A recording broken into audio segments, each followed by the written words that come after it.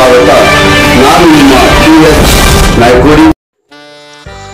ಬೆಂಗಳೂರಿನಲ್ಲಿ 200 metre doctor B R. Ambedkar ಅವರ ಮೂರ್ತಿ ಸ್ಥಾಪನೆ ಮಾಡಬೇಕೆಂದು ಬೀದರಿಂದ ಬೆಂಗಳೂರಿನವರೆಗೆ ಭೀಮ ಪ್ರಜಾ ಸಂಘ ವತಿಯಿಂದ ಹಮ್ಮಿಕೊಂಡಿರುವ ಕಾಲ್ನಡಿಗೆಯಲ್ಲಿ ಭಾಗವಹಿಸಿ ಹಾಲಹಳ್ಳಿ ಕೆ ಗ್ರಾಮದಿಂದ ಸ್ವಾಗತಿಸಿ ಮತ್ತೆ ಅವರನ್ನ ಮುಂದಿನ ಕಾಲ್ನಡಿಗೆ ಹೋರಾಟಕ್ಕೆ ಬೀಳ್ಕೊಡಿಸಲಾಯಿತು.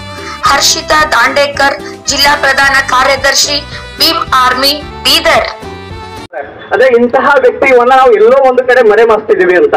ಅಂದ್ರೆ ಕೇವಲ ಅಂಬೇಡ್ಕರ್ ಅವ್ರನ್ನ ಈ ರಾಜಕೀಯ ಸ್ಥಿತಿ ಏನ್ ಮಾಡಿದೆ ಅಂತಂದ್ರೆ ಕೇವಲ ಕೆಲವೊಂದು ಸಮುದಾಯಕ್ಕೆ ಮಾತ್ರ ಸೀಮಿತವಾಗಿಟ್ಟಿದ್ದಾರೆ. ಇವತ್ತು ನಮಗೆ ಓಟಿನ ಹಕ್ಕು ಇದೆ.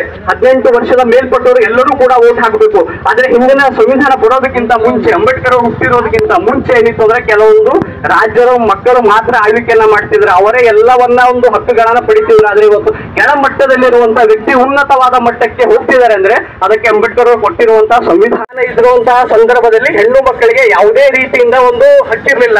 ಯಾವ ತರ ಅಂತಂದ್ರೆ ಅವರಿಗೆ ಯಾವ್ದು ಇಷ್ಟ ಬಂತು ಅಂತ ಗಂಡಿದರನ್ನ ಮದುವೆ ಮಾಡ್ಕೊಳ್ಳಿಕ್ಕೆ ಅವರಿಗೆ ಹಕ್ಕು ಇರಲಿಲ್ಲ. ಓದುವಂತ ಹಕ್ಕು ಇರಲಿಲ್ಲ, ಮತ ಮಾಡುವಂತ ಹಕ್ಕು ಇರಲಿಲ್ಲ, ರಾಜಕೀಯದಲ್ಲಿ ಭಾಗವಹಿಸಬೇಕೆನ್ನುವಂತ ಹಕ್ಕು ಇರಲಿಲ್ಲ. ಅವಳು ಕೇವಲ ಒಂದು 4 ಗೋಡೆಯ ಒಳಗಡೆ ಸೀಮಿತವಾಗಿದ್ದು ಕೇವಲ ಒಂದು ಕುಟುಂಬಕ್ಕೆ ಮಾತ್ರ ಸೀಮಿತವಾಗತಕ್ಕಂಥ ಕಾಲದಲ್ಲಿ ಇವತ್ತು ಒಂದು ಬುಡಕಟ್ಟು ಜನಾಂಗದ ಮಹಿಳೆ ಈ ದೇಶದ ರಾಷ್ಟ್ರಪತಿ ಆಗ್ತಿದ್ದಾಳೆ ಅಂದ್ರೆ ಅದಕ್ಕೆ ಸಂವಿಧಾನನೇ ಕಾರಣ. ಮತ್ತು ಈ ದೇಶದ ಒಬ್ಬ 15 ಆಗಸ್ಟ್ ನಮ್ಮ ದೇಶಕ್ಕೆ ಸ್ವಾತಂತ್ರ್ಯ ಬಂದಿತ್ತು. ಆದರೆ ಸ್ವಾತಂತ್ರ್ಯ ಬಂದು 47ರ ಸ್ವಾತಂತ್ರ್ಯ ಬಂದಾಗ 50ರಲ್ಲಿ ನಮ್ಮ ದೇಶದ ಸಂವಿಧಾನ ಜಾರಿಗೆ ಆಯಿತು. ಆದರೆ ನಮಗೆ ಎಲ್ಲಾ ಸಮಾನತೆ, ಸ್ವಾತಂತ್ರ್ಯ, ಹಕ್ಕುಗಳು ಸಿಕ್ಕಿದ್ದು ನಮ್ಮ ಸಂವಿಧಾನದಿಂದ. ನಾವು ನೋಡಿದಾಗ ಸಂವಿಧಾನ ಬರೋದಕ್ಕಿಂತ ಮುಂಚೆ ನಮ್ಮ ದೇಶದಲ್ಲಿ ಒಂದು ಜಾತಿ ವ್ಯವಸ್ಥೆ ಬಹಳವಾಗಿ ಒಂದು ಬೇರೂರಿತ್ತು.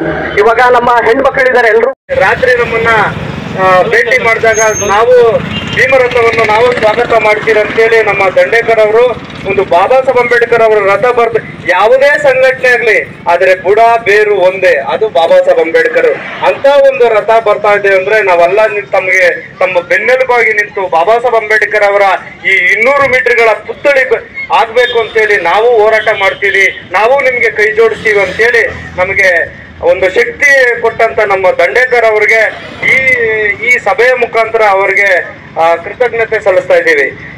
ಹಂಗಾಗಿ ಈ ವಿಚಾರವಾಗಿ ಒಂದೇ ಒಂದು ಹಾಡನ್ನು ಹಾಡಲಿದ್ದೇವೆ. ಒಂದು ಪಾದಯಾತ್ರೆಯನ್ನ ಹಮ್ಮಿಕೊಂಡಿದ್ದಾರೆ. ಕಾರಣ ಏನಂತಂದ್ರೆ ಬೆಂಗಳೂರಿನಲ್ಲಿ ಡಾಕ್ಟರ್ ಬಾಬಾ ಸಾಹೇಬ್ ಅಂಬೇಡ್ಕರ್ ಅವರ ಒಂದು 200 ಮೀಟರ್ನ ಒಂದು ಪುತ್ಥಳಿಯನ್ನ ಬೆಂಗಳೂರಿನಲ್ಲಿ ನಿರ್ಮಾಣ ಮಾಡಬೇಕೆಂದು ಇವರೊಂದು ಹೋರಾಟ ಮಾಡ್ತಿದ್ದಾರೆ. ಯಾಕೆ ಅಂಬೇಡ್ಕರ್ ಅವರ ಮೂರ್ತಿ ನಮ್ಮ ಕರ್ನಾಟಕದಲ್ಲಿ ಬೇಕು ಅಂತಂದ್ರೆ ನಾವು ನೋಡ್ತಾ ಇದ್ದೀವಿ, ನಮ್ಮ ಪಕ್ಕದ ರಾಜ್ಯವಾಗಿರುವಂತಹ ಆಂಧ್ರ ಪ್ರದೇಶದಲ್ಲಿಯೂ ಮತ್ತು ತೆಲಂಗಾಣದಲ್ಲಿಯೂ ಕೂಡ ಅಂಬೇಡ್ಕರ್ ಅವರ ಒಂದು ದೊಡ್ಡ ಮಟ್ಟದಲ್ಲಿ ಒಂದು ಮೂರ್ತಿಯನ್ನ ನಿರ್ಮಾಣ ಮಾಡಿದ್ದಾರೆ.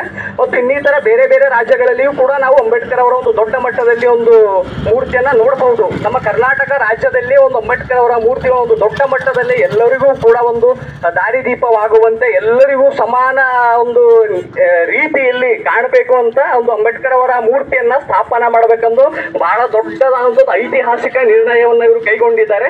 ಇವರಿಗೆ ನಮ್ಮ ಹಾಲಹಳ್ಳಿಗೆ ಪರವಾಗಿ ನಾವು ಇವರಿಗೆ ಅಭಿನಂದನೆಗಳನ್ನ ಸಲ್ಲಿಸ್ತೀವಿ.